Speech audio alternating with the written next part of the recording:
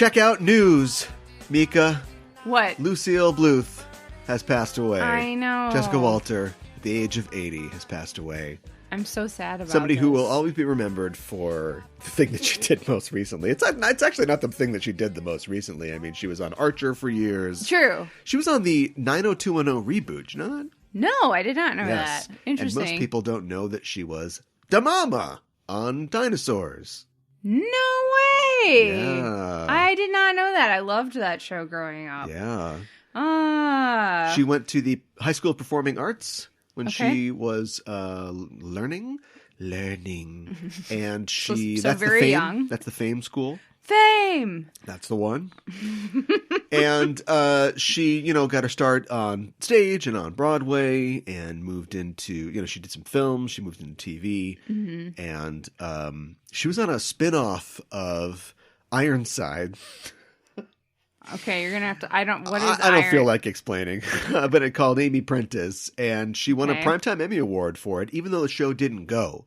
It was a spinoff. Really? They were NBC, Sunday night movies or something like that, which were kind of backdoor pilots for shows. Sure. And it didn't go, but she did win a Primetime Emmy Award. How do you win an award for something that doesn't air? Oh, no, it airs. Oh, but it didn't get picked up for series. Yeah. That's what you're saying. Yeah, they would show a Sunday night movie, or I don't know what night it was, and they were movies that were...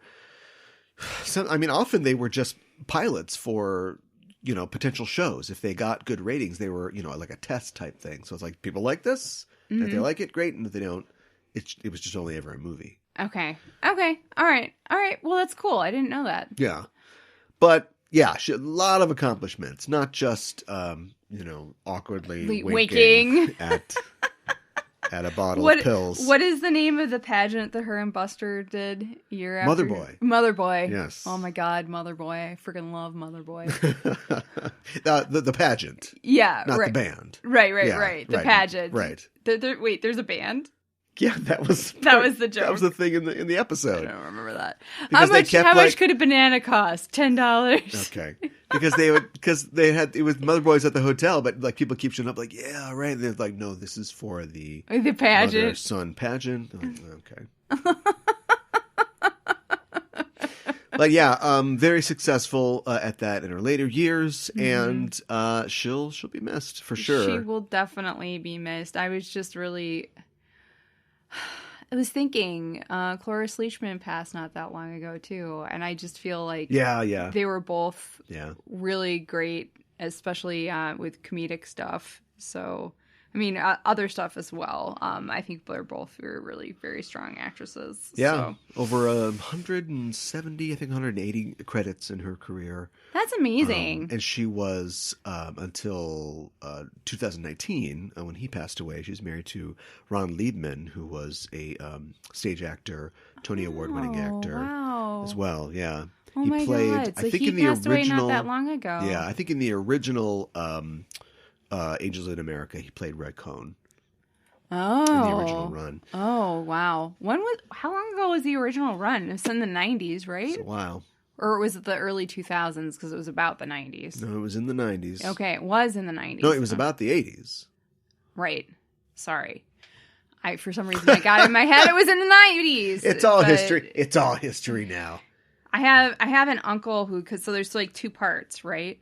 I have an uncle who, I don't know if it was like the first run or what, but saw a production of, I think like both shows, like they were doing it like back to back. Yeah. Which is insane. It's about 7 hours long. That's insane. Yeah. Yeah. Anyways. Yeah. So she'll be missed, and she many credits, TV credits, guest spots, films. I never really watched Just Shoot Me, but she had a guest role in Just Shoot Me as Maya's mother. I watched Just Shoot Me. Yeah. I don't remember her being on that, but I could totally see her being Maya's mother because Maya's kind of eccentric too. So yeah, interesting. And so this kind of hit all of us very fast because it was recent. Yes. Also worked for or with William Shatner a couple times, but. Say no more. But anyway, and we were trying to think about how to honor her and still do our work for Just Enough Trope. Mm-hmm. And she won, or she was nominated for a Golden Globe for her role in the 1971 Clint Eastwood film, Play Misty for Me, which we'd never seen. No. And I thought, well, let's watch that. Yes. But while we're at it, why don't we explore the trope explored in that film of the crazy female lover. This chick's psycho. Obsessive, this chick crazy, is psycho. Yeah, which Play Misty for Me, I'm sure didn't originate, but I think was definitely the first sort of mainstream example of that being, an arc to an entire film. Sure, being super prominent and the main thrust. This chick will leave me alone. Yeah, right. And exactly. How far will she go? Yeah, right. Exactly. Not to spoil our review, but maybe not the best movie or best example of that. Maybe not. So why not pair it with what is probably still to this day the most successful and best executed version of that story, 1987's Fatal Attraction. Yes. What I'd never seen. This was actually on my list of movies for co-videos. Yes. Just never got around to it. And right before we started it, I was like, wait a minute, Michael Douglas, why did you do Basic Instinct after this? Michael Douglas is, I was ruminating on this as well. Michael Douglas, has he ever had a desk job? Michael Douglas is a trope himself. He is a walking trope. He is, thanks to his roles in movies like Wall Street and I guess, and stuff that he's done in the 80s. He is Mr. 80s businessman. There's no way around it. Working on the weekends. He's done other stuff, sure. Yeah, right. But he's usually just, hold my calls. I'm going to tie. Maybe my sleeves are rolled up because if we've got to get this done, we're in the weeds on this one. Yeah. And desk covered in paper. Maybe cocaine, maybe not. We don't know. Maybe he's having sex with a scary lady, maybe not. But his dad was, Spartacus. Like, has he ever had a job? Did he learn how to, do a TPS report or to put her on line 2 from his work in film? Did he have to learn? At some point, he was cast as a man that worked in an office and went, oh, yeah, I can see maybe doing this someday. And he did that for the rest of his career. It's almost depressing. Like, he's like, oh, man, I never want a desk job. 50 years later, all I did was just play guys at desk jobs. And then I got to be Ant-Man. Right. Ants. Yeah, right. So I thought that was kind of funny. Also, we won't really get into this in this show, but he's also been in a lot of movies that had a Japanese connection. There was an obsession in the 80s with the Japanese and the business aspect of the Japanese buying up all the land or whatever, or just American Wall Street mixing with the Nikkei stock exchange. Sure. And he was in a ton of movies that tangentially in this one, at the beginning, he works for a publishing company and they're publishing a Japanese businessman's business and self-help book. Right. But it kind of intrudes a little bit at the sushi party and stuff like that. But he was in that. He was in, wasn't it Disclosure? Didn't that have a Japanese element? I can't remember. I don't think I've seen that one. My theory's falling apart. He was in Black Rain, where he plays a cop, who the world of and the NYPD runs up against the Japanese PD or something like that. Interesting. Yeah, he's in a couple of movies that have a Japanese sort of twist to them. Do you think that there was I wasn't aware of this. Do you think there was this obsession with Japan because Japan was doing really well in the 80s before the bubble keiki, the asset bubble popped? I guess, but I think it was also, we were in a place in America in the 80s where we had our own bubble going on. That's true. Things seemed very prosperous. The idea of, getting stocks and working out, doing your jazzercise and then getting to the office and crushing some deals. Right. That was so part of the zeitgeist, I guess it's not. I thought it was the me decade, but I guess another decade's the me decade. Anyway, business and cocaine and neon leg warmers. Mm-hmm. So we were making our movies about that. Yeah. We could have been in a depression. I don't know, maybe then we'd make movies about Japan, like trying to take us over militarily. I don't know. But I think that we were in a race, and that bled down into Hollywood entertainment. Mm-hmm. Why the average person would care about that, I don't know. But I guess we're always following what more successful people are doing. Mm-hmm. Now it's, a guy with all the... Elon Musk puts on an armored suit and, like, stops Thanos. Like, that's what we're into for some reason. So I'm not. You think Bezos is like, why can't I be a superhero? Come on. Probably. Where's the bald guy? You know who the bald guy is? He tries to kill Superman. Yeah, right. Yeah. We already have you. Yeah. You might not like it. No. But anyway, this is Fatal Attraction. I don't think he's going to like it. Yeah, right. So we'll be talking about those two films and the trope of the crazy lover, revengeful lover. And revengeful, jilted lover. Also a lot of probably 80s and possibly 70s tropes that we see in those two films. Mm-hmm.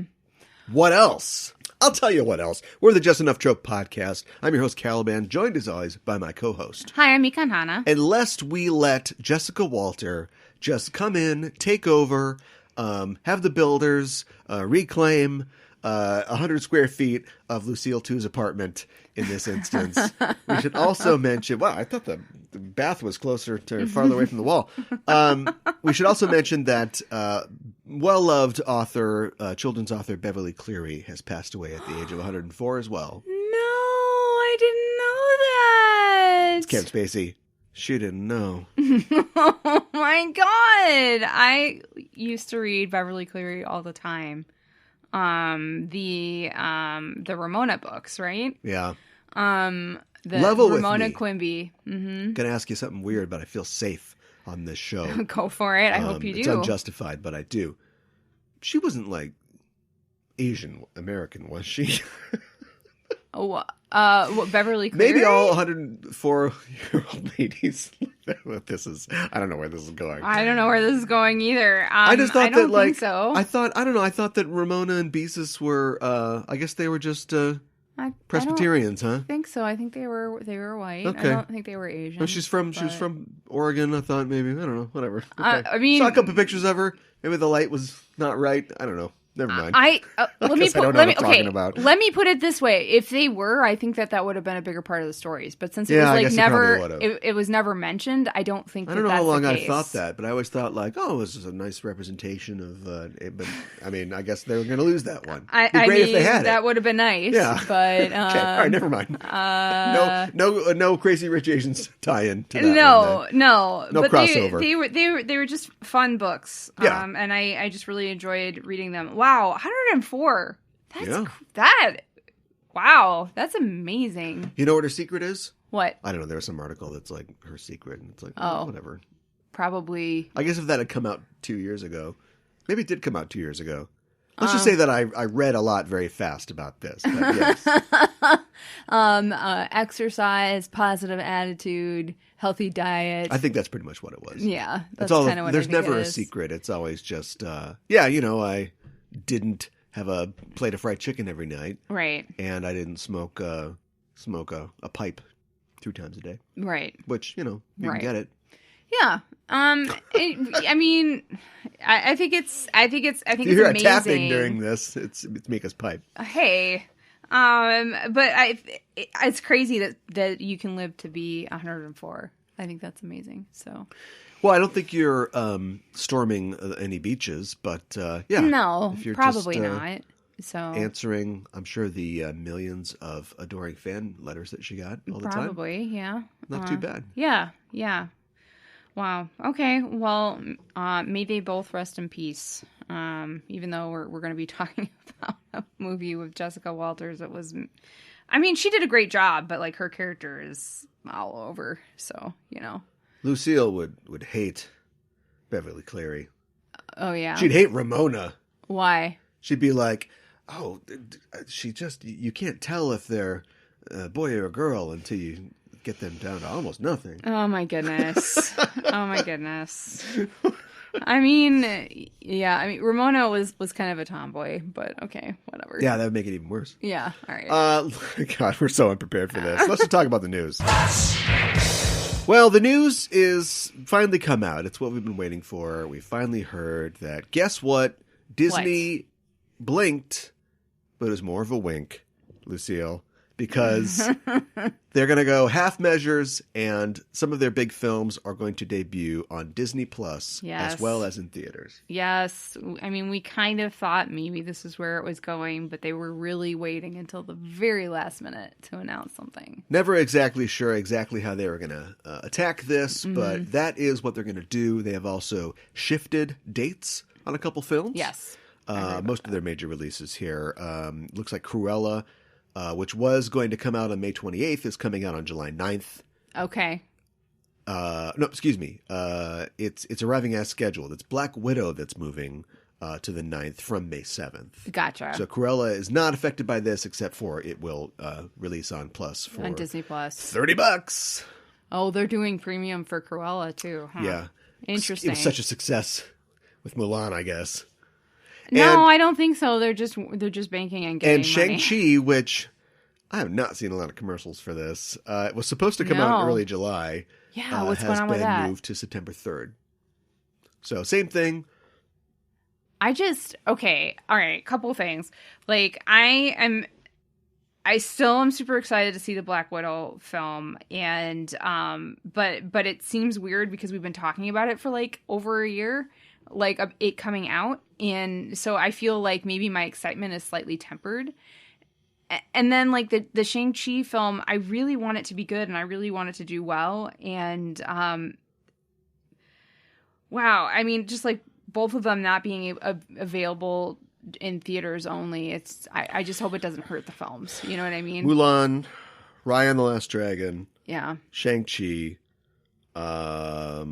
I mean, at least those big tentpoles, all from Disney, are all getting screwed by the pandemic. But also, a lot of those Disney can make anything a hit. I know. So why don't they just take money?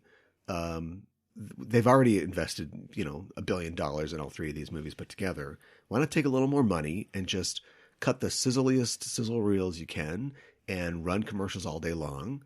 And people will go check it out on Disney Plus. I agree with you. Why aren't we seeing commercials it? It's just so perfect because it's like that. You got a friend who always does something you hate. I don't know. They, fart in your food or something like that. And then that's gross. And then the 99 times and the 100th time you're like, could you just not for once fart in my food? Oh, okay. And then it's Chipotle, which is terrible. And you get some gum in your guacamole. And they're like, see what happens when I don't fart in your food? I just feel like my God. The fate and the earth is helping them get away with not supporting these Asian properties. I'm really upset which we've been asking for years. Yeah, and they finally show up and it's like, I don't know, it's a pandemic,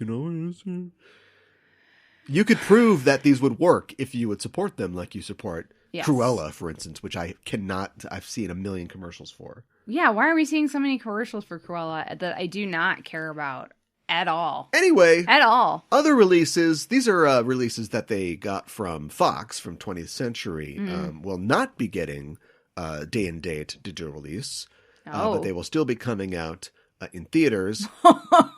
So they're really screwing those over. So Free Guy on August 13th, The King's Man on December 22nd, Deep Water on January 14th of 2022, and Death on the Nile on February of 2022. Wow. Death on the Nile is an Oscar contender. It has got 24 very famous actors in it. It's a sequel to the underperforming but well-regarded Orient Express film. Yes. And they are dumping it in February.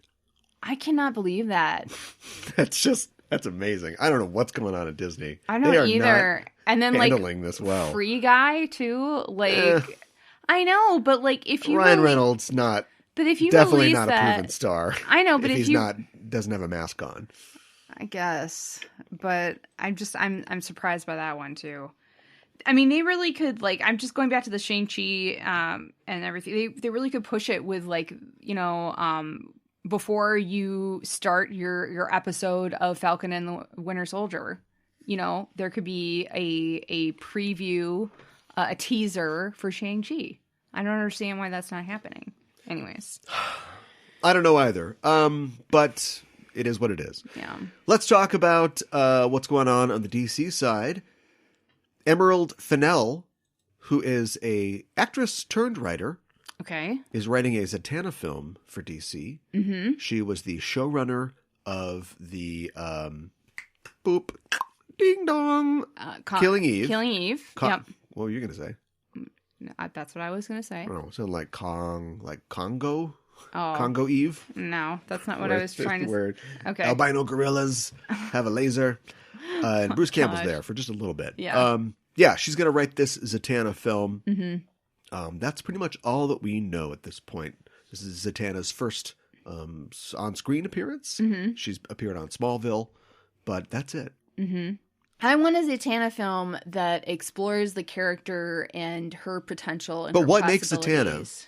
I feel like Zatanna... She's magic. Don't jump on me, Zatanna fans, but I don't think she has a character that people understand, or that, Batman, Fair. You get it. He's the knight. Superman, you get it. He's Jesus who hates everyone. Captain America, right? Mm-hmm. But how are they going to present her? Like, what's the core of Zatanna? I mean, she's a magician who has actual magic. She says her spells backwards. No, you're just describing her. What is her character? I think we're going to wait for 30 seconds and you're not going to have an answer. You're right. That's the problem. There's not a whole lot. I'll tell you what she is now. Well, she's going to do things and be like, oh, that was weird. Oh, can you believe that happened? Mm-hmm. Because that's what effing Killing Eve is. I think it's significant that the second season of Killing Eve, the one that this writer was in charge of, is what made me stop watching Killing Eve. Yeah. She played Camilla too in The Crown. Yeah, she's an actress. Yeah. And I liked her in that. I don't know. I'm just hopeful, but I see your trepidation, I think it's significant, and I understand that neither of us can really describe Zatanna. She's fun-loving, but she's got responsibilities. But she doesn't let them drag her down too much. She's got a dad. Whereas Constantine is like, I gotta kill all these demons or whatever. Mm-hmm. She's like, oh, demons? Oh, well, zip, zappity-zopizo. Mm-hmm. Oh, whoops. Oh, no. Right. I turned the earth inside out. Right. Okay, I gotta fix that. Yeah. She is the rabbit in the magic act. I know. I think she could be a really cool character if they actually gave her a character to explore. If that makes any sense. It does. We've been talking about it. Yeah, I know. Hope they can find it. Yeah. Let's talk about DC films. Let's talk about the Shazam sequel and talk about how Helen Mirren is joining the cast as Hespera, the main villain. Ooh, I like Helen Mirren. I can't wait to watch the guy from Chuck just bam! Just punch her. Just punch her head off. Gosh, boom! No. And then do a TikTok dance. So lots of TikTok dancing. Yeah. Just punk that lady out of the atmosphere. Oh my gosh. I'm excited to see her play a villain, though. I think that she'd have a lot of fun doing that. And she'll have henchmen, right? Oh gosh, I hope so. Or are they gonna David Thewlis her and just put her face on like a ripped lady in a toga? That's weird. She said, and a mustache, of course. And then she's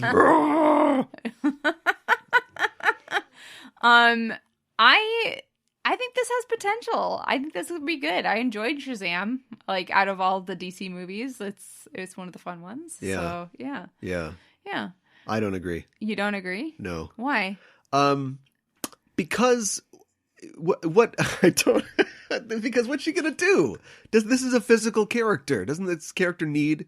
I don't know that much about this character, to be honest. Shazam? No. Like the bad guy, the villain. That Shazam is a physical character. He's Superman. If I told you that, Lex Luthor is Superman's bad guy. Yeah. But like, he only makes it Nuclear Man, or half the time Lex Luthor's putting on a kryptonite mech suit to fight Superman. Right. Like, I'm not saying they can't find a way to do it, but doesn't this take place in the physical realm? Like the whole point is he's a little boy who becomes a big man so he can true. punch stuff. Mm-hmm. So he's going to use the wisdom of Solomon to think his way out of this.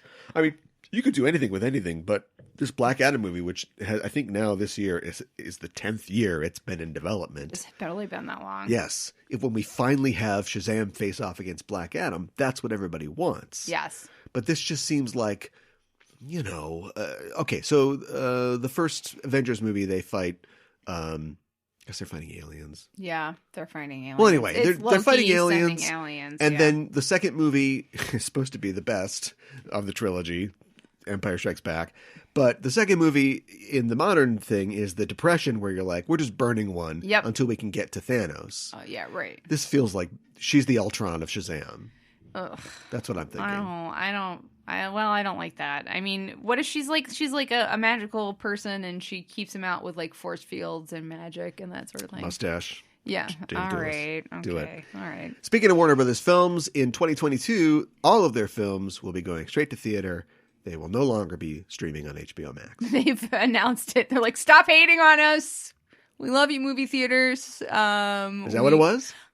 I don't know. I'm just guessing. I mean, I thought HBO Max was doing great, but here we are 3 months down in this experiment, and the experiment's over. Oh, you think not enough people subscribed? I don't know. It only took till March for them to go, forget about it. We're just kidding. We're just kidding. Yeah, maybe it's both. I could see it being both. Maybe both what? Well, like movie theaters are mad at us and it's not going as well. But maybe it's more... Maybe it's more like we're not getting as many subscribers for HBO Max. So, I guess Disney's like, well, we're going to do that now. Yeah, right. So I don't know the difference. Yeah. It's like, are they cheating off of them? And like, well, it seems like they know what they're doing. Well, they're behind if they are. Right, they're not innovating. They're renovating. Going backwards? Retrovating. Ooh. I'll write that down. Yeah. In The Flash, yes. Billy Crudup has said goodbye. Oh. Or he's said goodbye too many times before, like Adam Maroon sang. And he's being replaced by Ron Livingston as Henry Allen, Barry's father. So they're really committed to that, like, rumpled. They're like, one word, rumpled. What? Wait. What? I'm like very confused as to I love it when you don't happening. know what's going on. It gives me a chance to explain more. Yeah. Who is leaving? Where did my head go? There is a character. Speaking of films that have been in process for a long ass time, there is a character named Henry Allen. He is the father of Barry Allen, the Flash. Yeah. And thanks to Jeff Johns, he's been accused of killing his wife. Shelley. I don't know. Martha Allen. It's got to be Martha, of course. Now, that character appeared in Justice League. He's in that scene where he's like, Barry, you gotta get out of here. Okay. I'm in prison. Okay. And I'm wearing like cool sweats so they don't mess with me in the yard. And that he's quit. Okay. And now he's being replaced by Ron Livingston, the guy from Office Space. Okay. Right. Okay. And they're gonna say he's a different guy, or they're gonna say he's well. This is the problem when you've got a movie where a character time travels and people are different, and now the guy from Supernatural is Batman and whatever. I think we're just gonna pretend like it's the same guy. Oh, okay, all right. Because like you said, I ran too fast, Dad. I did it. I beat Steppenwolf. You're not my dad. Yeah, Barry. I told you to get out of here. What do you mean I'm not your dad? I'm a different guy of course now. I am. Get out of here. Yeah, right. Yeah. I didn't kill your mom. Yeah. Okay. Too many characters who are moms in DC Universe were named Martha. Billy Crudup's got places to be. He's no Joe Morton. Sure, I'll come in and do your movie. Yeah, another right. 6 weeks. Yeah, right. What's going on? Okay, all right. He's like, I'm out of here. Yeah, well, he's got some other bad movie to be in. Okay. Man, he had so much promise, and now he's just doing Zack Snyder films. But I guess if Zack Snyder was directing The Flash, he'd still be in. Gosh, okay. Maybe he's got an Alien sequel no, he's dead. I don't know. Whatever. Let's talk about Black Adam. Pierce Brosnan is joining Black Adam. Yeah. He's going to be the bad guy in that, isn't he? I think I heard that. He's playing Dr. Fate. Oh, no. Okay, sorry. Completely wrong. He's Dr. Fate. Well, I knew that. If Black Adam is the pro-antagonist, yes, maybe the good guy is the antagonist. I see what you're saying. But I don't think so. Yeah, okay. Mustache. This will be CGI body. This will be interesting, though. In JLA, the cartoon, did we ever actually see? I can't remember. Did we see Dr. Fate's face? Oh no. He's always wearing his helmet. Yes, right. He was voiced by Oded Fair. Mm-hmm. The Admiral. I like shitty apples from Star Trek Discovery. That guy, really? The Discovery Admiral. Okay. Interesting. And isn't he married, Dr. Fate? Isn't he married? Will his wife appear, do you think? Talia? Yeah. Yeah, maybe. I wonder if he'll get, it'd be interesting if Hawk Girl would appear. Yeah, I don't think that's going to happen. Probably not. Everyone shut up. Let's get through the rest of this real fast. Mm-hmm. Cary Fukunaga is directing a Tokyo Ghost film adaptation for Legendary, so you know it's going to be bad. Tokyo Ghost is a comic from Rick Remender and that artist that does all the lines. Was it Sean? Oh, gosh, I don't remember. No, what's his name? I don't remember. Anyway, you've read this. We did this for the show. It Yeah. takes place in a cyberpunk world. Yes. With a half-naked lady, and then her boyfriend is a big motorcycle guy, and they go to the world of Japan, which is like the only place that is not touched by electronics or whatever. Yeah. And there's a Joker-like figure in it. Yeah. Who takes control of people's minds or whatever. I mean, it seems vaguely familiar. I remember like the bright colors and neon and that sort of thing. Sean Murphy. Sounds right. Yeah. Why do you think this is going to be bad? I'm just curious. Legendary makes terrible films. Oh, what else have they made? I'm really bad at tracking production companies. I feel like I'm bad at tracking films that I hate, so I can't tell you. They don't do good things. But no. Okay. Well, that's too bad because I like Cary Fukunaga, and I think that this has potential to. It's a really weird comic book. It is a very weird. How are they going to dumb it down for probably make it less weird? Would be my guess. Yeah. How are they going to dumb down Ghost of Tsushima when they make that into a movie? Oof. Directed by Chad Stahelski, one of the directors of the John Wick films. I mean, interesting. The John Wick films are kind of like a video game themselves. Crawl. In the 13th century, the Mongol fleet invaded, and a wind drove them back. The kamikaze, the divine wind. Yes. Okay, I think this has potential, but I think it could also crawl up its own ass really easily. So how do you mean that? Because the game crawls up its own ass by having you track these long stories, which I don't know. If they were their own thing, I guess they might be interesting. But there's the thing where the monk is like, oh, I'm supposed to be a peaceful monk, but I also fight. And they want to steal my temple's Buddha, and you're going to do 13 missions with me where we just keep doing the same thing. If they picked one of the stories, I think that the story of the samurai lady who is, her entire family is like killed, and so she's on a vengeance quest that's even more vengeance than your quest, and you have to keep kind of pulling her back. Yeah. That might be interesting. Or the one where the master bowman who had trained an apprentice who goes rogue and starts working for the Mongols. Like an assassin. And you're trying to work with this guy because you really respect him. Okay, I guess the more I describe them, they are kind of more interesting than I give them. There's not a lot of great gameplay. Yeah, it's fair. And you're trying to work with him, but he keeps kind of going overboard because he's so mad at this apprentice who is wasting the skills that he gave her. Yeah, right. I think they'll probably just do them all. Yeah, right. I think maybe it would one of the challenges, like you're saying, you're describing, is scaling it down and but still having a lot of the integral and important story parts there. And then also I think something else, just making sure, and I'm sure they will have people on the movie making sure that it is continuing to be somewhat historically accurate. I think the game's not really all that historically you think accurate, that's okay if it's fungible? Okay, all right. Yeah, all Asian actors in Hollywood, stay by the phone. Yeah, good point. Let's do 12 that. of you. Oh, There's way on. more than that. There's more than that. Yeah.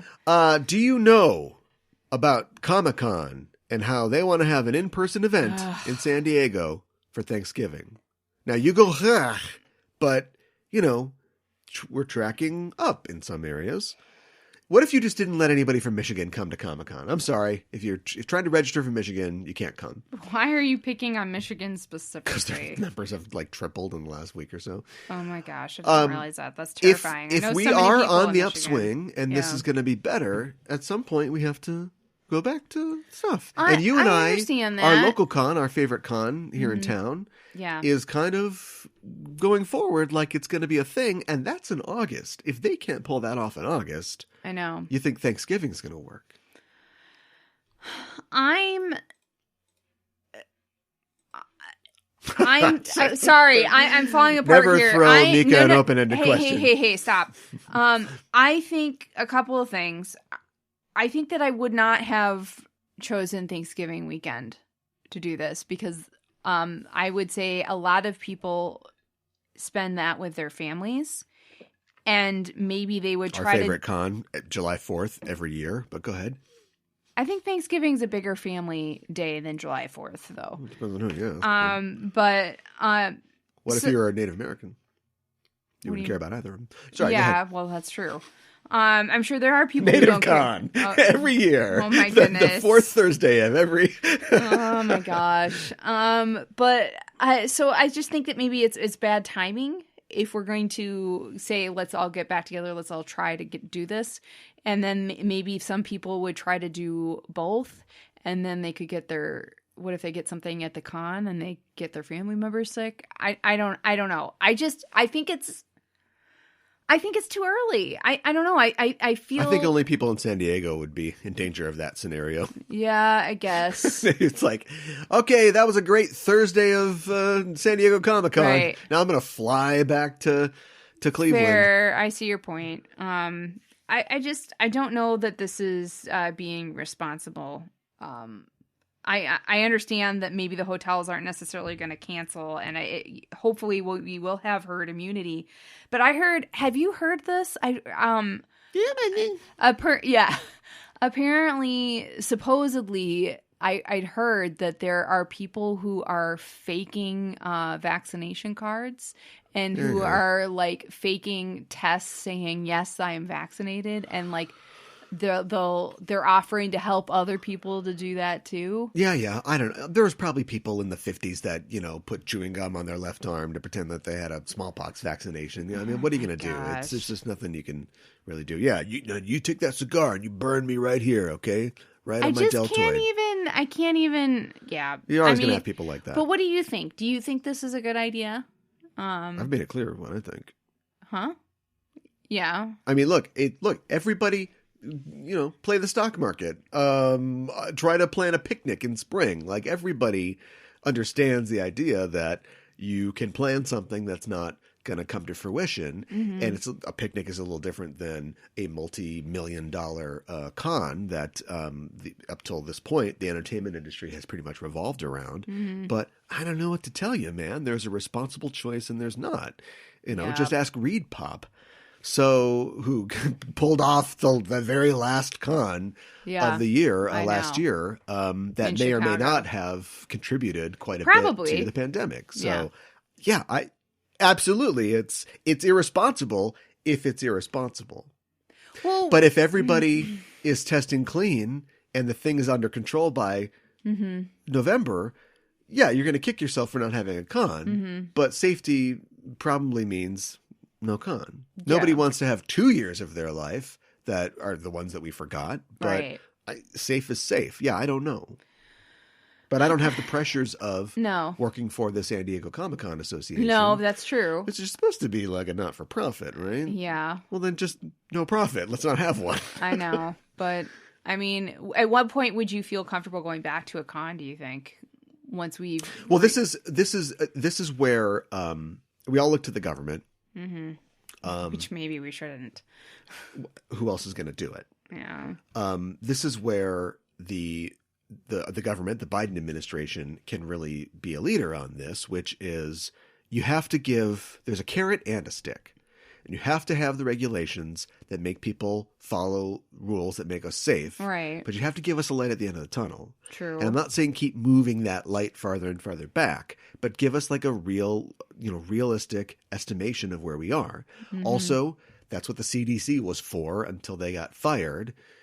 They're rehired as far as I can tell. Yeah, right. But make sure you edify the CDC and their recommendations in the eyes of the public. Give us a timeline that might shift, just like these movies. I want to see Black Widow. Right. It gets farther and farther away. Fair. But yes, let us know what we can look forward to. Yeah. I feel like because of The Last Guy, the messaging has gotten so muddled, cloudy, that it's hard to... So work as hard as you can to reestablish that. Mm-hmm. No, we all want to believe that we're over the hill or over the hump every second of every day. But like...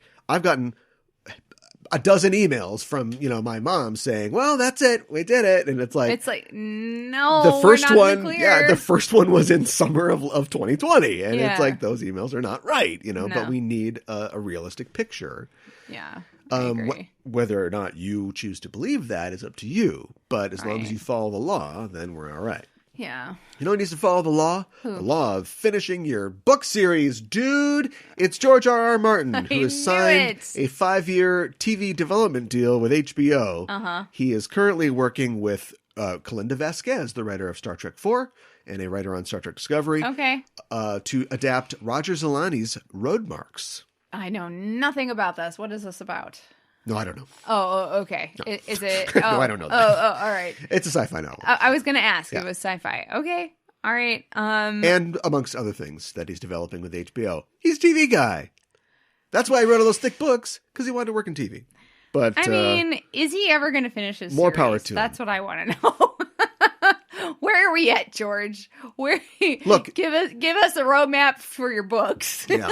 When can we expect to go back to your books? Yeah. I mean, the guy's not no artist is under any obligation to finish their work. I know. But if Michelangelo pieced out on the last fifth of the Sistine Chapel, we remember Michelangelo as a guy who didn't finish stuff. Yeah, exactly. Right. So, do you want to be that guy, George? I think set is aside the a little time. Yeah.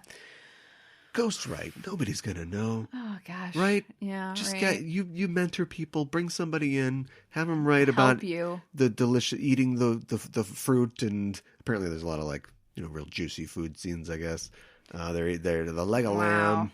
Nobody will know the difference. Wow. That's what I think. Do people really get into characters super eating food? I guess. I don't know. I just reminded of the dragon tattoo, the girl with the dragon tattoo, and all the open face sandwiches.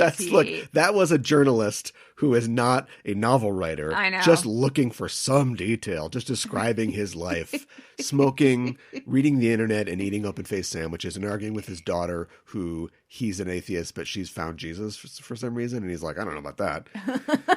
Which is a kind of a twist. Let's talk about Don Cheadle being the narrator in the reboot of The Wonder Years. Oh my goodness. Let's talk about Bo Burnham playing Larry Bird in HBO's LA Lakers series. No.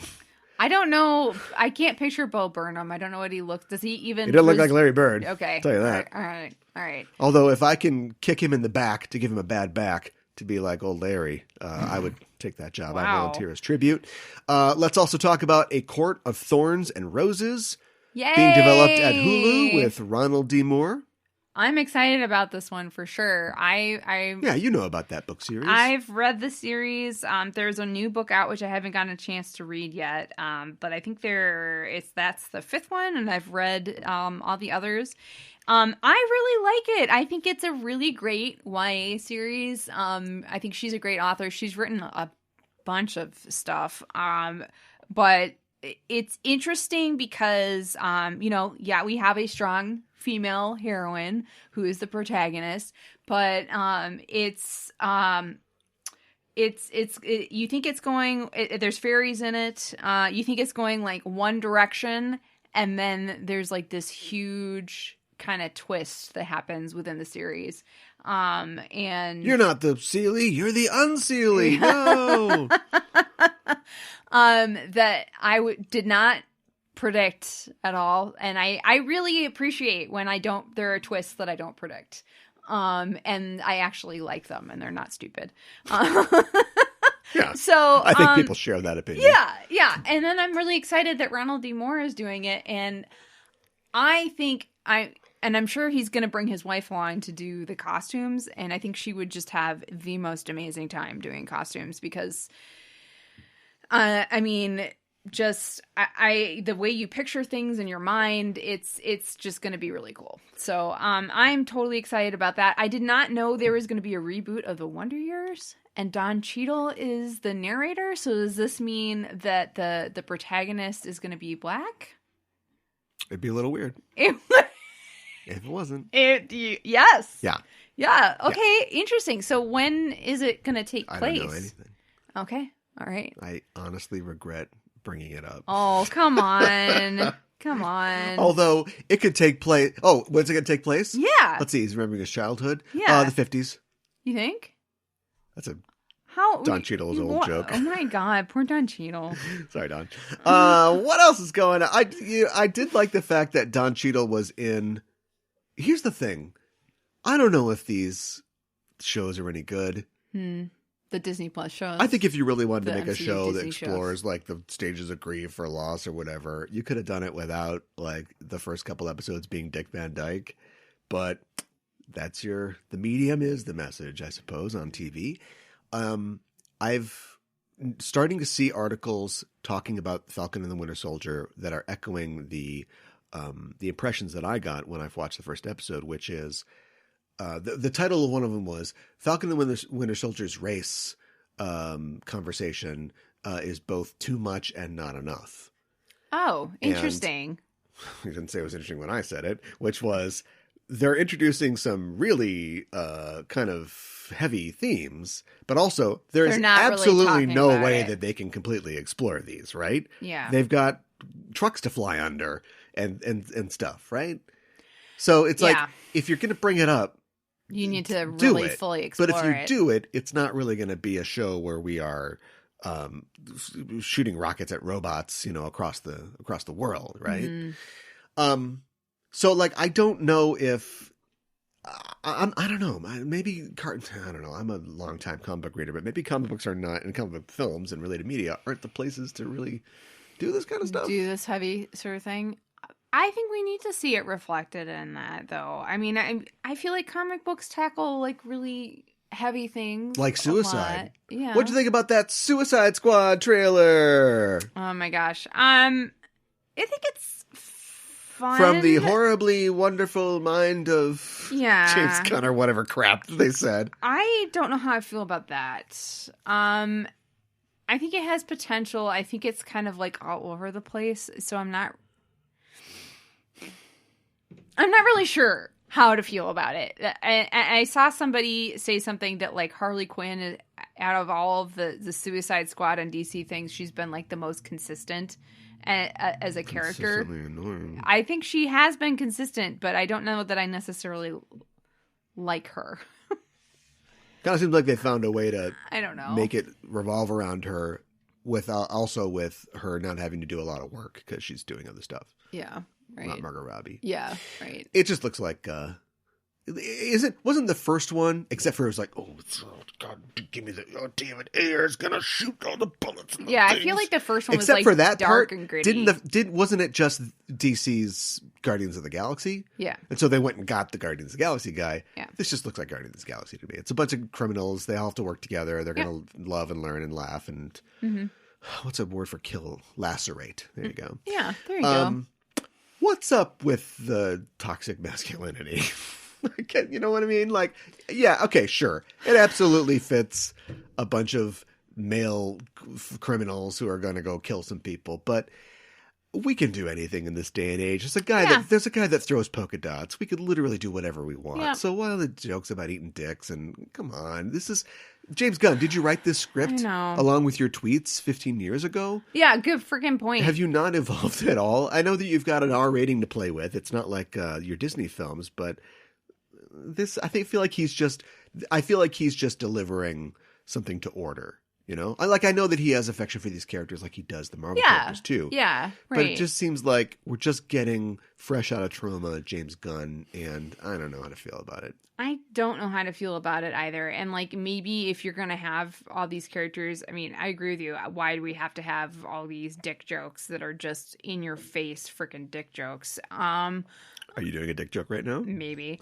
And if we have to have them, then maybe have like the only female criminal in the group call him out on it. Like, have nobody wants that. No. Like, have Harley tell him. Why to do it at all, and then have somebody preach to them and to the audience? All Why right. not just don't do it? Or put the sermon into effect and just do something else. There's just so many other things you can do. You have a living shark man. You've got all this different stuff. Yeah, I mean, they can like bicker and argue about lots of things. They don't have to bicker about masculinity. Okay. Don't take any of her suggestions. These are examples of what not to do. She wants a shark man to explain to everybody that toxic masculinity ain't the way. That's not what I'm saying. That's okay. Not these ideas, but different ideas, for sure. Better ideas. Also, we know that Harley's going to be in it. Don't blow the joke of wherever it is in the film. I'm assuming early on that they're going to rescue her. They're going to do this whole plan, and she does the Bugs Bunny or some of the characters done this. They walk out and it's like, what's up, Doc? Yeah, right. Oh, I'm going to kill this rabbit. You're going to need to make a gun for that, or whatever it is. Right. Exactly. Yeah. Right. That's what it is. It is, and it's Warner Brothers. Good point. Like, don't do that in the trailer. What if she shows up in Space Jam? I just went like, because it's like I was excited, and then I was multimedia. Like, wait, am I excited about that? It's a multimedia thing, right? Yeah. They're going to have Amazons, and Affleck won't do it. No, of course not. You can get an animated Kevin Conroy. But what if you want to tie it back to your other things? Well, you don't use the R-rated movie, though. No, don't do that. That's true. Oh, who's the clown lady? Mommy. Yeah, Let's see Suicide Squad. A shark rips a man in half. Ah!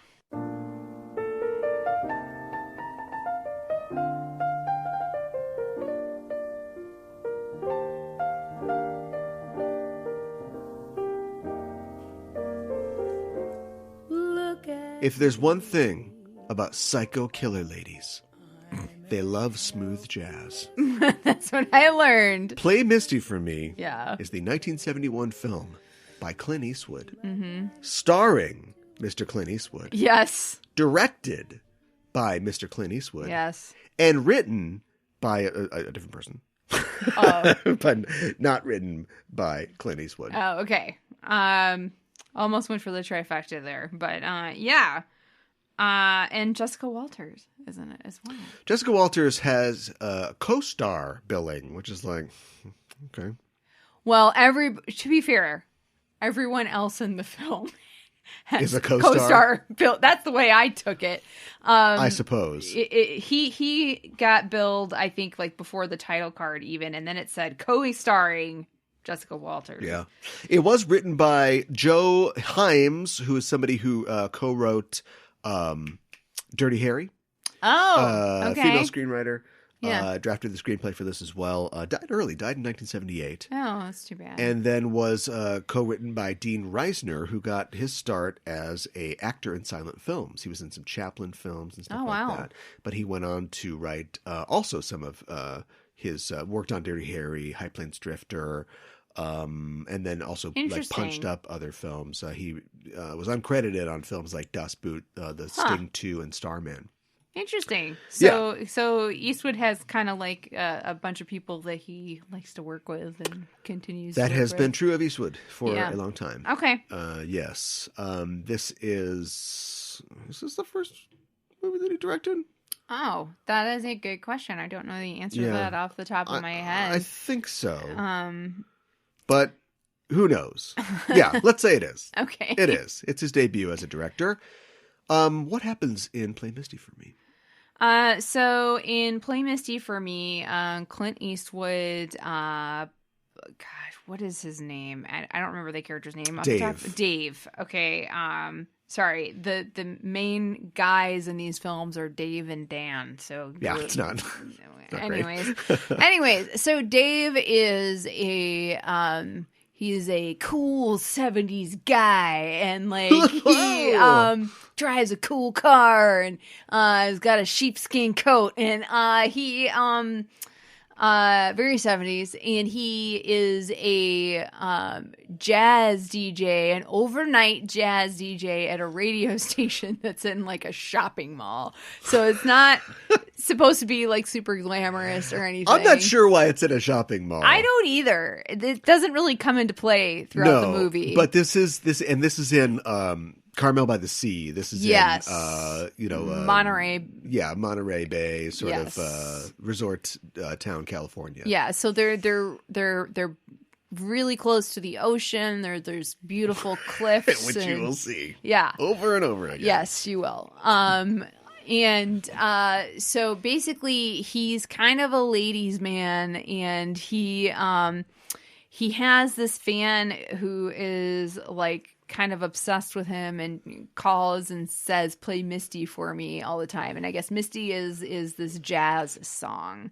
And one night he has this bar that he goes to after his shift as a DJ is over. And, he knows the bartender really well. And there's somebody in there, and it's Jessica Walters. And her name is Evelyn. And supposedly she's waiting for a date, and she comes over, and he buys her a drink, and they end up spending the night together. And she's like, I went there because I listened to your show and I wanted to meet you. I heard you talk about it at the bar.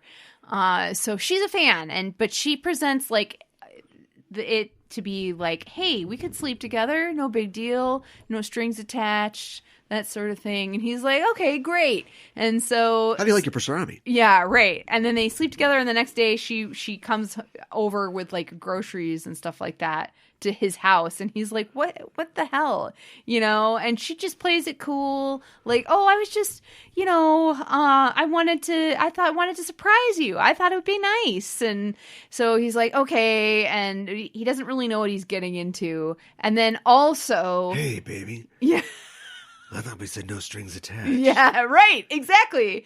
And then also this girl, Toby, who he's been obsessed with, Donna Mills, kind of comes back into his life, and she's an artist, and she's like, I don't know, like, you cheated on me, and there is always somebody else, and I don't know if I want to be in a relationship with you or not. And they go on. I got a lot of roommates I got to take care of. Yeah. There's a revolving door of roommates, and they go on. Door of roommates. They go on all these romantic walks that are really long. That are just like, there's no making out or anything. Yeah, we're shooting in Monterey. Just keep it going. Right. They just talk, and it's just beaches and mountains and smooth, soft jazz. Yeah, but Evelyn just keeps showing up, and he basically is like, hey, no, I don't want to see you anymore. And like, she doesn't really take no for an answer, and it escalates, and boy, she's like over at his I can't remember what happened beforehand, but she's like over at his house, and like she's like really upset, and he's like, you gotta go, we're done, we're done here. And she's like, okay, I'm all right, I can drive myself home. And he's like, are you sure? And she's like, yes, just let me wash my face. And he's like, okay. And she's like, do you use a safety razor or what? Oh, I'm just gonna go to the bathroom. Yeah, she's like, I'm just gonna go to the bathroom. She's taking a really long time, and he busts in the door after knocking a couple times, and she doesn't answer.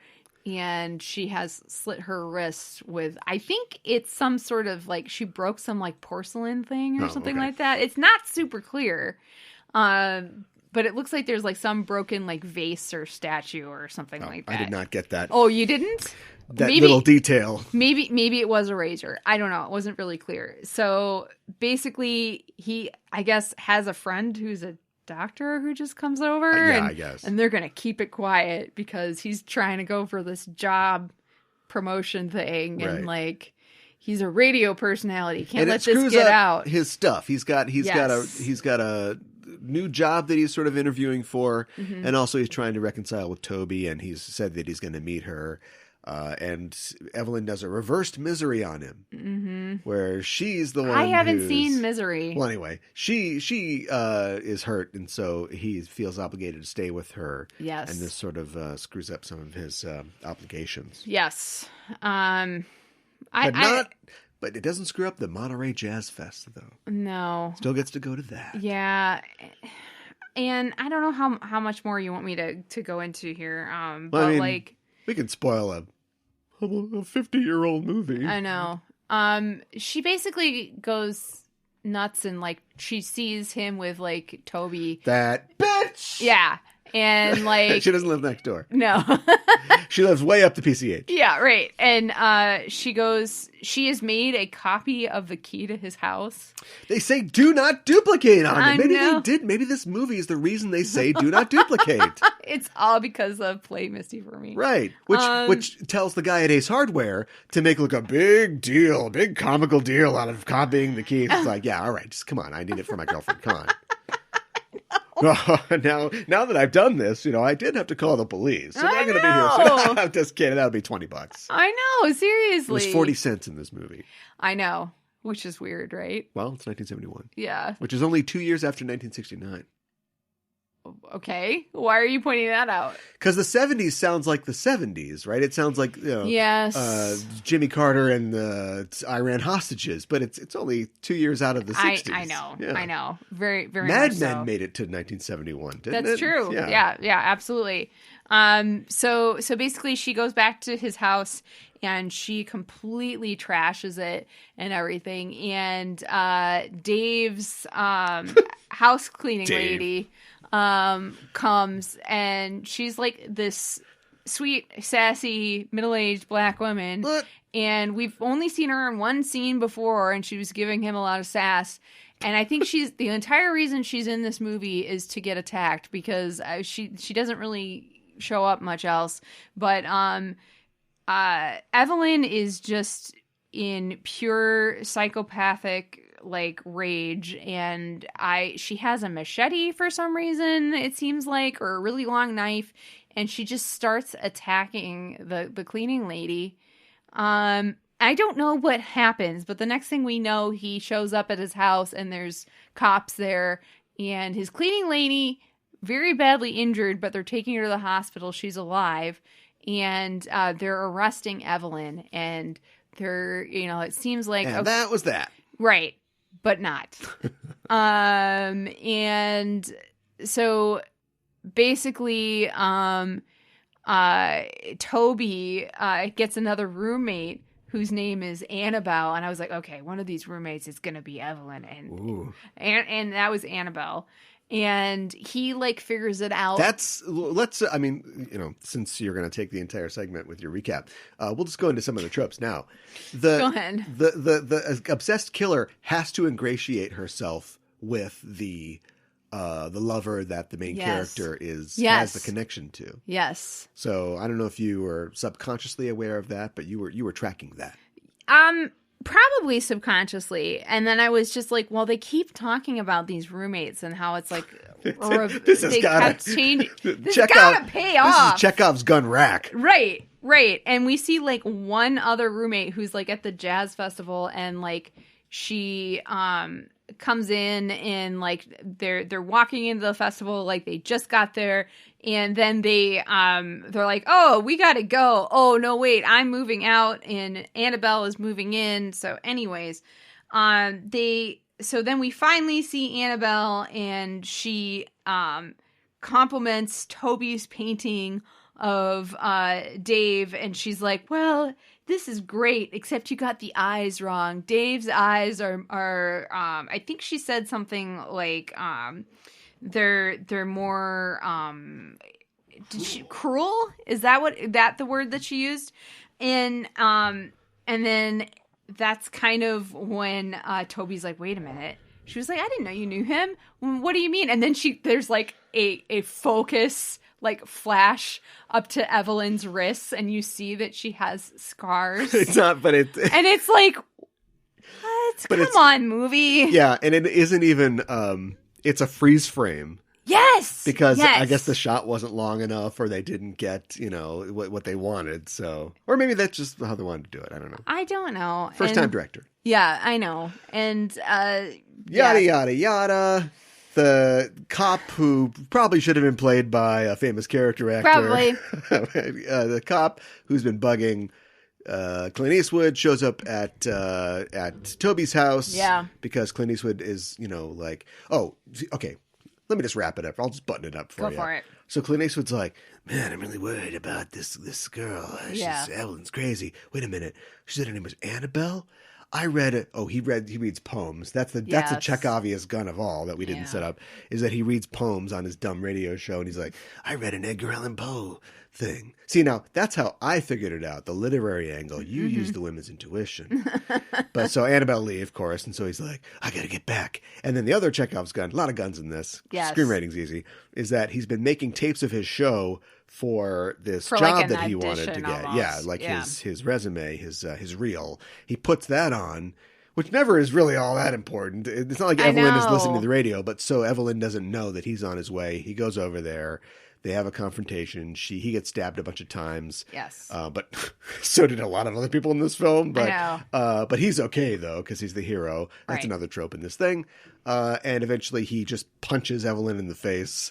And she takes to the sea, and she falls off the balcony where the movie started, lands in the water. You called it.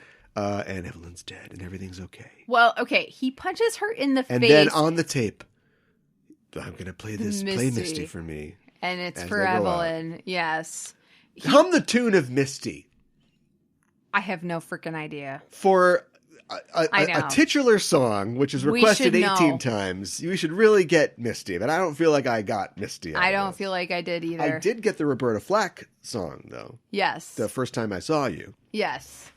And so he punches her. She goes through the glass door, runs into the wooden balcony rail, and flips over, and then goes down the cliff and hits her head probably multiple times, and then lands on the rocks in the water. Right.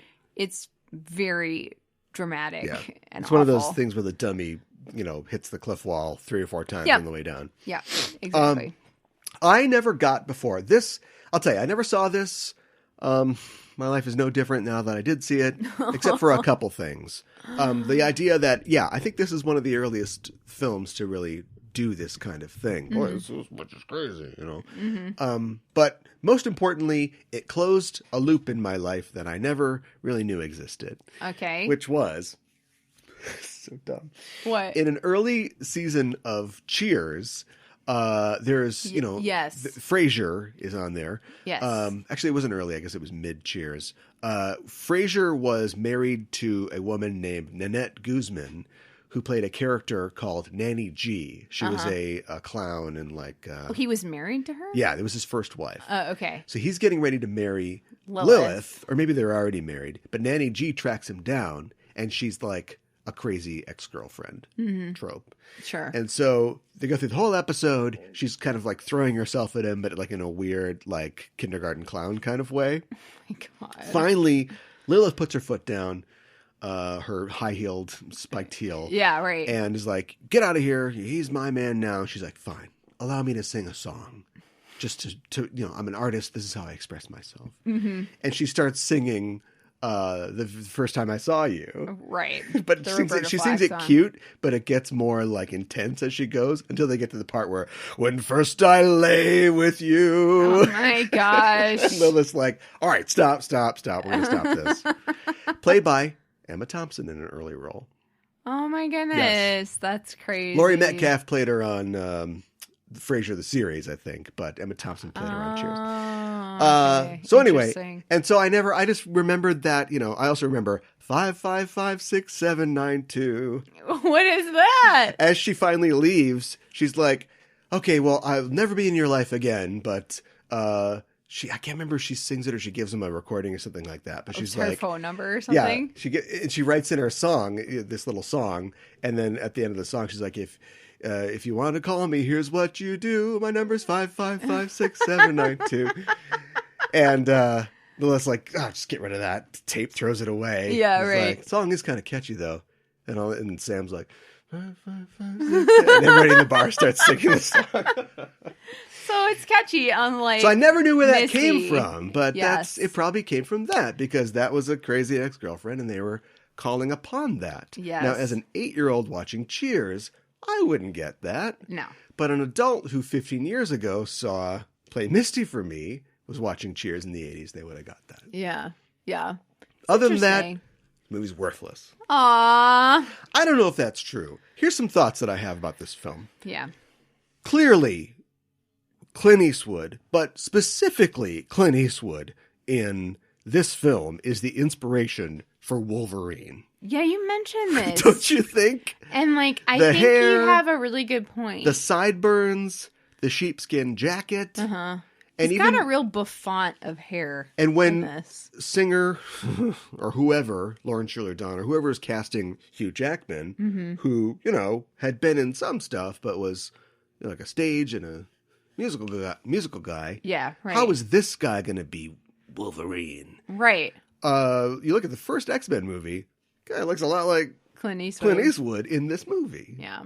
Yeah. I don't know if that's just sheepskin coat too. Yeah, well, yeah. But they're just, I don't know if they're drawing off the comic book character or the comic book character's original inspiration. Did Len Wein or I guess it would have been John Romita Sr. Have any input on it? I don't know. Huh. But it's funny how, it's not even a real person, it's just a fake person. But it's funny how that person can live rent-free, as the kids say, in our heads, and we all sort of get what is and what isn't a character. Yeah, Except for Zack Snyder. He does not understand Superman at all. No. DJs were heroes back then. I don't know about smooth jazz DJs, but they were. Jazz, I guess, was huge. They brought you the music, they were the people who were your connection. You didn't have music on tap. You wanted to hear something, you had to call in. Sure. And so that's where this is starting from, but you don't get any idea of Dave as a guy other than he is a rambling man. He likes the ladies. He has a classic car. Uh-huh. He has a house which I guess is supposed to be like a rich person's house.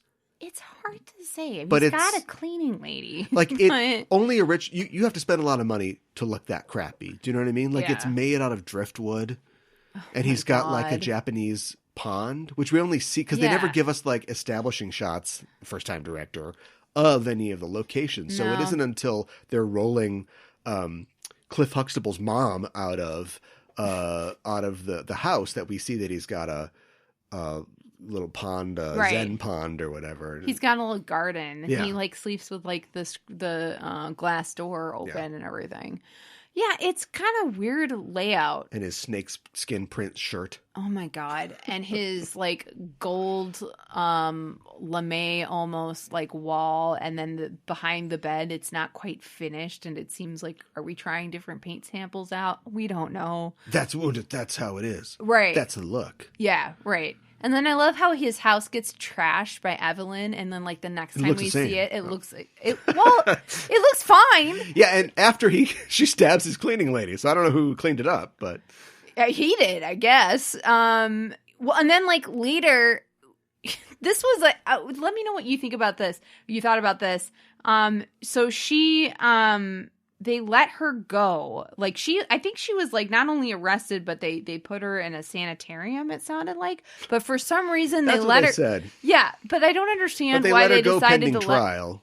Like, I don't understand why they let her go, because clearly she is they need the movie to continue. Yes. She's clearly not well. It was a violent attack. So not only is she a mental patient, but she's a violent mental patient. She has no a danger family to others as well as far herself. as we know. Yeah. So they're not releasing her to anybody. No. We just need the movie to go I know, on. but like we see her. It isn't like we know that she's independently wealthy and she's got like an influential lawyer or something like that. We know nothing about her really besides that she's obsessed with Dave.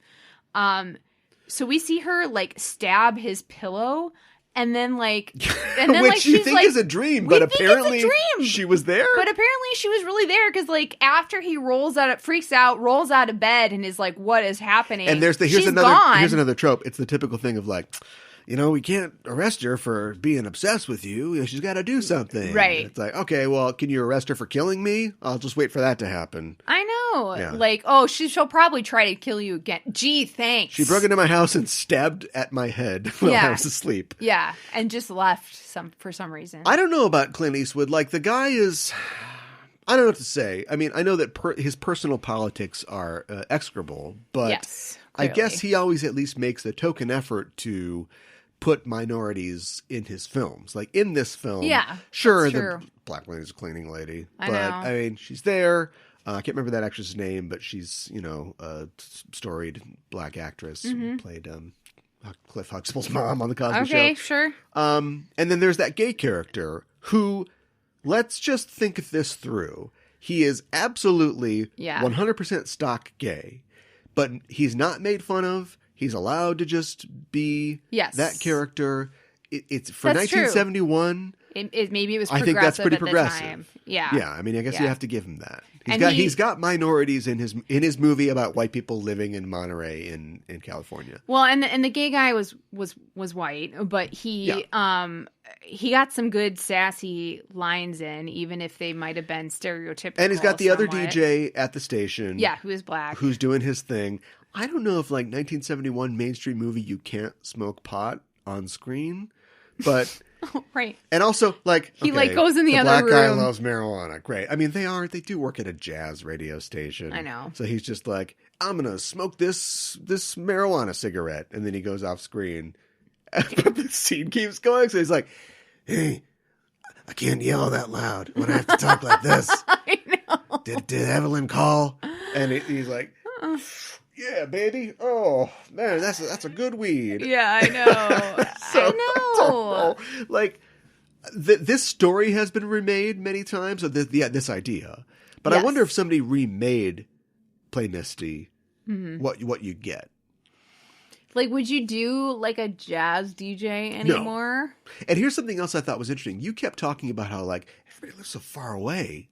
But they really only live maybe 20 miles up and down the PCH from each other. It seems like there's a lot of driving in two directions. Time. Yeah. And normally when you do this kind of story, like, because you've seen, there's been a million TV episodes of, Gary Cole was on an entire series called Midnight Caller, which is basically just a TV version of this, but in New York. These radio stories are always in an urban area, but this one is like very specifically in a very non-urban area. Yeah, right. So, yeah, if you remade this, it would be, I don't know, hard rock DJ or maybe adult contemporary or something. It'd be in New York City. And, okay, well, I'm done with my shift. I'm going down. It's raining. I got the paper on my head and I've got my Greek cup of coffee. Sure. Do I see across the street? Was that her? Right. Oh, no. The one who got away. No, the one who's going to kill me. Oh, that keeps one. calling my show. Yes. Well, and I think, like, at first, like, he's flattered because it doesn't seem like he feels like he has a lot of listeners. Yeah. So. Well, he's got a really nice car for not having a lot of listeners. I know. But he does want to get out of the market and go to San Francisco. So who knows? There's something in this movie. So there's about maybe 45 minutes of story in this movie. And then there's a lot of walks on the beach. There is a montage to the Roberta Flack song where we, evolve from holding hands to making love in a waterfall. Yeah. And there's something in this film that Red Letter Media on YouTube calls shooting the rodeo. Okay. They've seen a lot of low-budget films, a lot of films with a couple minutes of story, much less hours. Yes. And if there is a July 4th parade in your town, right, or perhaps a carnival or something going on, you can just get a lot of B-roll footage of that. Yep. And so they got what I presume it was the 1970 Monterey Jazz Festival, yes, which they just get a ton of B-roll footage of, and yes, then stick about 10 minutes of that in the film. Lots of to people, pad it out. Lots of people dancing, lots of close-ups of the musicians. It's a neat jamming. look at the the jazz festival in the 70s, but like, there's a plot going on here. Yeah, I know. A plot where they take Evelyn away and then they don't tell us what happens. And I guess a week goes by where they do the jazz festival and then suddenly, oh, now there's trouble. I know.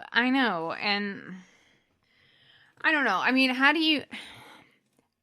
I think that Jessica Walters does a good job. Best part of the movie. Yes. And nominated for a Golden Globe. Yeah, with what she was given to do. Yeah. And I think that she... played it well because like she comes off of like at first as like, oh, I just, I'm really into you and I just want to help and I'm just trying to be helpful and like, this is, and trying to like ease him like, oh, this isn't weird at all. I'm not really following you. And then he slowly is like, no.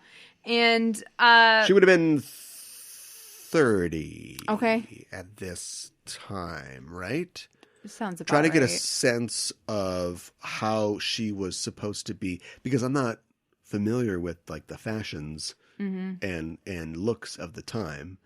Donna Mills is older than she is. Oh, okay. So I think they're all supposed to be not quite middle age, but maybe he's definitely like, all right, you're too old to be jumping in and on a bed at this point. And the women that he is involved with aren't girls; they're women. Yes, but not like old. No. The thing about Jessica Walters is that, beautiful, but she has like this sort of face I don't want to say mature face. That's not what you say about a woman. No. You're not so handsome either. No. But she doesn't seem girlish. She seems womanly. So it's hard to get a fix on if she's supposed to be, older than he Toby seems more than not. happy to like go to bed with her. Yeah. But then he's kind of done.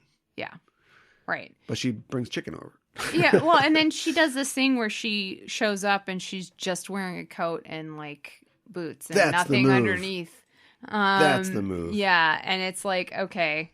All right. Well, we cannot spend more time on this than we spend on Fatal Attraction. No. So, what do you think about this film? Would you pass it on? I think I don't know. Like I think if you are a fan of Jessica Walters, then I would say watch it. Watch one of her best performances. Yeah. But other than that, I don't know that it's like an amazing film. Like obviously Clint Eastwood was trying stuff, but he was really new to directing. So like you said, like the very first shot of the movie is apparently at Toby's place, but we don't realize that until like later on in the film. Just stuff like that. There are certain things that are unclear that could have been made more clear if he had directed it differently. So you would say go see a Star Wars. Yeah, right. How about you? How would you recommend watching Play Misty for me? If you are somehow obsessed with the genre of I banged this chick once and now she wants to, cut my nuts off. Yeah. Sure. You got to see where it all started. But it's funny that this, Eastwood was already a star at this point, having been in movies in like the 40s or 50s. He's been doing this for a long time. And then making the spaghetti westerns in the 60s and still into the 70s. But, this is the story that he wanted to tell. Which is kind of interesting. Also, I guess if you're interested in him as a filmmaker, I guess check this out. But yeah. This is one that you can catch in clips on YouTube if you want to really know the story. I think so. Let's talk about Fatal Attraction. Starring Michael Douglas as 80s man. Yeah. So this film has some similarities, which I'm sure we'll talk about, but it's different as well. So Michael Douglas his name is Dan, and he is a lawyer who lives in New York and Manhattan with his wife and 6-year-old daughter, happily married, so we think, but maybe not completely. Anyways, his wife and daughter go away for the weekend, visiting her parents, maybe upstate New York or something like that. And he has like some meeting that he has to go to. And at a party previously, he meets this woman named Alex Forrest, played by Glenn Close, and Dan is Michael Douglas. And they kind of seem like they have like this attraction to each other, but he's married, so nothing happens. But then he goes to this meeting on Saturday, and I think she works for the publishing company, and he's a lawyer for them. And so she's at the meeting, and they kind of seem like they're hitting it off, and it's raining, and so they go get a drink. And they're flirting with each other and having a good time. And they're flirting with the idea of having sex with each other, no strings attached sort of thing. And for some reason, he thinks this is a good idea. And so then they do have sex with each other. And she like doesn't want him to leave and makes this big deal out of it. Things are really hot and heavy, and it seems like they're having a good time, and then he's about to leave, and she's like, oh, let's have a hug and make up, after she like yelled at him about leaving. And so he hugs her, and she has slit her wrists, and so then he decides to take care of her and stay the rest of the night, and it just gets more intense from there. Wow. You went so long on Misty. Well, I sensed that you didn't want me to go very long, so I didn't want you to do like the first act, but yeah, that's what happens, and it gets more sort of engrossed, twisted as it goes. And he's like, why the heck did I do this? I have to say that there is so much. This was directed by Adrian Lin, who has, I'm trying to think of some of the stuff he's directed. I'm trying to think of what he's directed. Did he direct? Say something while I look up Adrian Lin. Okay. So basically something else that happens is that she keeps trying to, she makes it seem like, oh, no big deal. It was just one time, but then she doesn't leave him alone. And then it turns out she tells him anyways that she's pregnant. And it seems like she is that would be with his kid. That would be what Evelyn forgot to do that. Yeah, right. That would be the sort of add-on to this. Yes. So here's the thing with Adrian Lin. He only does movies about, oh boy, sex is getting us in trouble. Uh-oh. So I guess he directed Flashdance, but 9.5 Weeks, Decent Proposal, Unfaithful. He also did Jacob's Ladder, which is a little bit of a departure, I guess, from the sex thing, but sex is involved in Adrian's Ladder, or Jacob's Ladder. I haven't seen Adrian's Ladder, a documentary about Adrian Lin. And he was sort of a precursor to, not to Ridley Scott, because I guess Ridley Scott came before, but a precursor to the David Fincher, the guy that got his start in commercials. So he always has this very kind of sumptuous look, the kind of smoky, sometimes literally, lighting to his films. And he holds that in for a lot of this. I don't think it's really present, but it is present in some things. The fact that I'm positive that he is pumping smoke into some of these scenes because they just have a kind of hazy feel to them. There was one scene where Michael Douglas thinks he's gotten rid of Alex, and is just appreciating, his wife and, getting a little too huggy with everybody. But his wife, Ann Archer, is like sort of doing her routine, putting her stuff on. He's kind of looking at her. And then perfume. He comes up and he kisses her, and we kind of play over her thighs and stuff legs, like that. Yes. It's a erotic but not sexual moment. Mm-hmm. That's like the most restraint that Adrian Lin has. Yeah. But those moments are nice. And then a lot of his other, moments are, Well, there's a lot of screwing in kitchens. Adrian Lin. Yeah. Screwing in kitchens. Well, that's the documentary name. I like it. But for a guy who does films about, sex got us in trouble, this kind of story is right up his beat, right? Yeah, right. It isn't always that somebody's going to kill somebody because of sex. No. Sometimes it is, but this is the ultimate expression of that. Yes. And the beats of this film, with some exceptions, and the tropes that are present, make you think, this has to be a remake, or it at least is they considered Play Misty for Me when they put this together. They had to have. Well, there are definitely elements of Play Misty for Me within this film that are really, prevalent. Like this idea, like the kind of along the lines, like we're two adults. This is just one night. Yeah. We're into each other. Let's just do this. No strings attached sort of thing. Yeah. This was adapted from a short film called Diversion, which is a British film. It was like a TV film. And actually, it was credited to James Dearden, but Nicholas Meyer apparently helped him. Really? Yeah, Nicholas Meyer of a couple Star Trek films, Time After Time. So yeah, that guy is just like, he's all over the place. That's funny. But I don't know if there's just a right way to tell this story, and so it's going to fall into certain beats, or if they had an eye on an earlier film, because it's just so. Well, and then everything down to the suicide attempt and the most. I mean, she could have been her wrist, could have been pills, but blood is more photogenic, I guess. Her ingratiating herself with the other woman. Yes. The stalking. The eventual attempted knife murder at the end. Mm-hmm. But, what a difference good directing and good acting makes. Because this movie is as trashy as writing as Play Misty for Me. Yeah. And in the first act, you're maybe like, all right, this guy's going to cheat on his wife. We get it.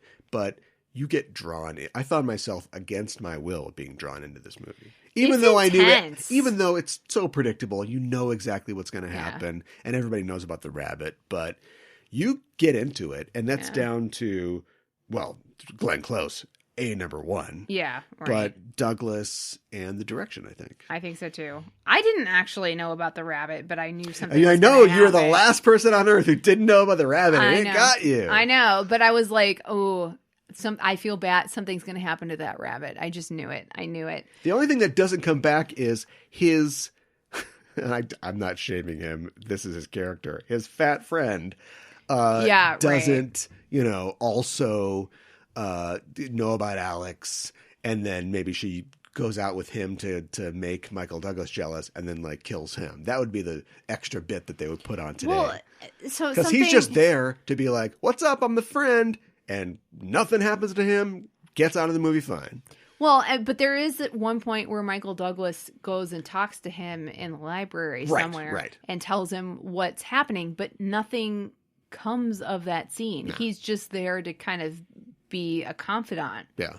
But it's not like he gives him any legal advice or is like, this is what you're going to do. And I guess it's not necessarily a setup and a payoff, but it's a nice completion of the thing where he first meets Alex, and he is telling her this anecdote about how my mom tried to get me to represent her in my mother and father's divorce. Yeah. And it's like, I told her, I don't practice family law. Yeah, right. But it's also kind of a metaphor for I don't understand how much my family is worth to me.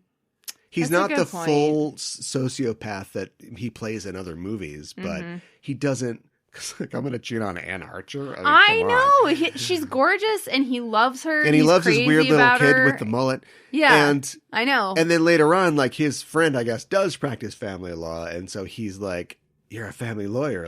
What can I do?" And he's like, "Well, you're kind of screwed here. Yeah. You're in a bad situation if this lady is really, pregnant with your kid." Well, and then it's interesting too because the I think part of what they were trying to do with this film is make this sex scenes really hot and heavy. And they definitely are, the sex scene in the kitchen where they accidentally turning the sink on and they're splashing water on each other, and then that's hot. Yeah, and then having sex in the freight elevator in her building. Yeah. And so they're it's weird because it's why is this guy doing this? You don't feel you don't get the sense that he's been married for at least 6 years, 9 years, has this kid who's 6. You don't get the feeling that he's done this before. No. And it's just here's this opportunity. Yeah. But you also don't really get this thing from Alex, that she's done this before. Yeah, we definitely, Evelyn is we only see her when she shows up to wreak havoc or when she's spying on somebody else. Right. No inner life there. No. But we do get an inner life for Alex. We just don't know anything about her before. We can assume things about Michael Douglas. We find out about his parents. You know, he went to law school, Rutgers or whatever, and we get all that. But like Alex appears, and then once she's in the story, we do see her frustrations. We see her alone. We see her, you know, being obsessed with this. There's a fantastic scene where we do this cliche of, you know, she gives him a tape to listen to as he's driving to his new home, and she's tailing him, and he's listening to the tape, and it's her kind of unraveling on him after all the things that he's put her through, which is basically just him telling her, look, I don't want you in my life anymore. Yep. And you could have that scene between the two of them, but instead they're in two different cars, and she's behind him, and it cuts back to her silent in her car as her dialogue is playing in voiceover, and it's like, mwah, that is so good. It's really good. Yeah. It's excellent. And I think that's also when he's like bringing the rabbit home. Yes. Too. Which, to be fair, they telegraph the rabbit thing. They do. From a mile away. When he's got the dog, she's like, bring him over. I love animals. I'm a great cook. Why would you say that? That makes no sense. I didn't catch that. Other than them. Maybe, and I don't know if it's like a black humor joke or something, but it's not. It's just the screenwriter going, later on, you're going to watch this a second time. You're going to go, oh my God. Oh my God. I didn't catch that. There's a couple things that, before we got to wrap this up, that I want to say about this film. I like the fact that all these people could have been around the age of Toby and Clint Eastwood in Play Misty for me. Yeah. This is just like if those characters aged 15 years to the mid 80s and maybe, you know, didn't sleep around or swing or whatever. It could be the same characters. It's also, I'm not exactly sure. For a home phone is absolutely necessary for these films. Yes. If you don't have somebody calling you at 2 a.m. or an answering machine to leave a million messages on. Because in 2021, it's just like block on my cell phone. Right. And the movie's over. Right. Or it just accelerates to mass shooting immediately. And also, there is a lot of animals in this, and I don't know if that is something that we are supposed to take something from. The dog actor is fantastic. Well, there's a dog. Yeah. There are literal animals, a dog and a rabbit. When he's showering, there's a big blow-up frog on top of the shower. There's a big goose thing in the attic. Yes. There was another thing, and I can't remember. There are pig carcasses there's a outside of her home because she like works in the meat packing. Well, she lives in a loft yeah. And I thought, is that a subtle message? Because she lives among the pigs, and then Clint Eastwood has a big wall-sized blow-up of a photograph of a pig. Is this like they're pigs? Like men are pigs? Is that dumb? I don't know. That's dumb. I don't know. Let's interrogate this instead. Okay. Is this one of this movie's points that professional women are scary? I think so. Oh, you think so? It's an anti-woman in a way? Well, it's not saying great things about it. Like, see, this is what I don't. This is one thing that I'm because Anne Archer just wants to be. Maybe this is her sin as well. Maybe she's not as attractive anymore because she's going to wear that big blue denim greatcoat or whatever. He wears just play denim all the time too, and waiters and play with the kids. Yeah, and like Alex is like hot, sexy, but also professional women. They'll eat you alive. They're scary. I don't know. Maybe. I mean, this is one of my problems I have with it is it's like. She lost it because she had this instant attraction to him. A fatal attraction. You might say. Yeah, well, it does prove to be fatal for her, for sure. Which, I mean, you know from the title of this movie that somebody's going to die. But you don't know that the wife is going to shoot her. No. Thanks, asshole. You cheat on me and you make me kill the lady. I know. Well, you made me the murderer. Women are the best and the worst. And men, they don't count. No, they don't count. That's the thing. And I just like she seems like she's got it all together. She's a professional woman. She has a career. Like, why this guy? He's married. Why are you obsessed with this guy?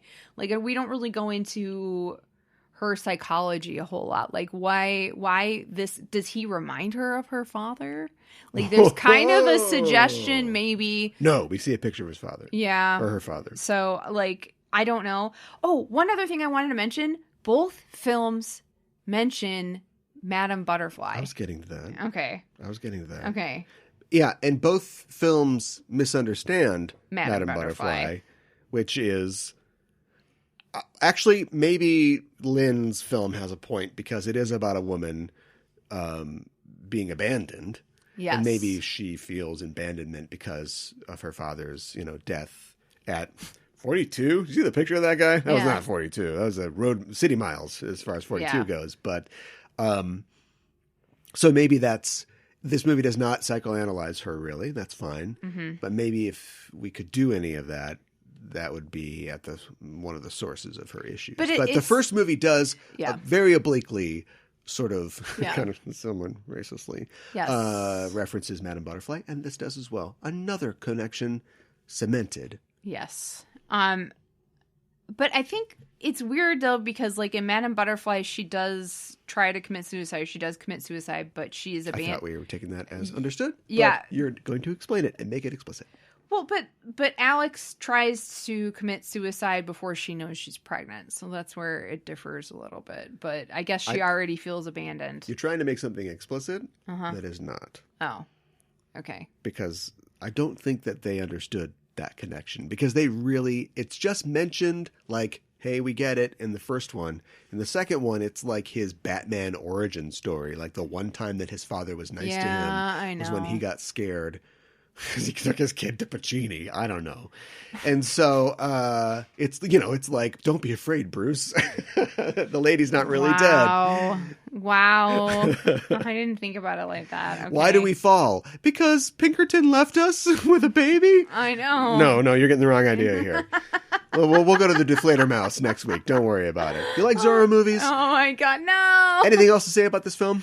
I think that the poster is really interesting because it's like he's like looks like he's really into her, and like she's kind of like looking away from him, and like there's like this huge rip like between them.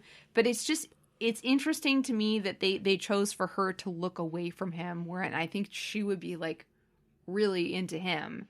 So I'm kind of intrigued as to what like they're trying to say to that. Like maybe like they're trying to say that she wasn't super into him at first, but then like she got really into him. I don't know. Unicorns. That's what it was. What? The daughter has a unicorn. Oh, which is a fantastical animal. Yes. That represents innocence. And she is innocence. That kid is. You innocence. can't do all that stuff with a unicorn and then put like stuffed or like porcelain animals throughout the rest of the film and they not mean anything.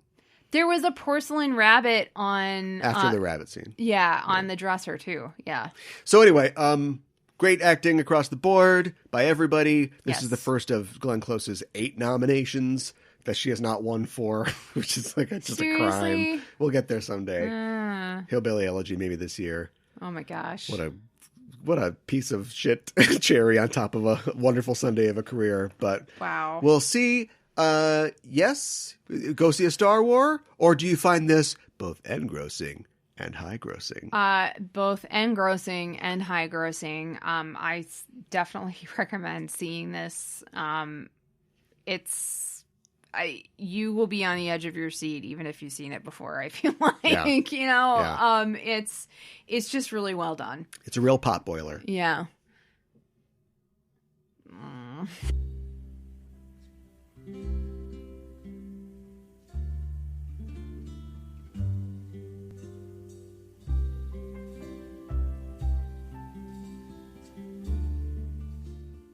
That's it for our show. Thanks for joining us. You can follow us on social media, all those places. You know how it works. Come on. This is 404 episodes. Right. Come on.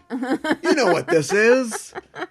I'm nailing this broad. It's another Arrested Development joke. Just doing our best to try to fit it in here. She gave us cereal in an ashtray, right? That's what that is. Yeah, you can find us there. Find us on the listening platform. Subscribe, rate, and review us. We'd appreciate it. You got to give us 5 winks. Yes. Which we're not sure if they are a do not use alcohol or a suggestion to use alcohol. Yeah, give us 5 stars. We appreciate that. We will talk to you next week. And until then, we're signing off. I'm your host, Caliban. I'm your co-host, Mikan Hana. Keep the geek fires burning. Your face,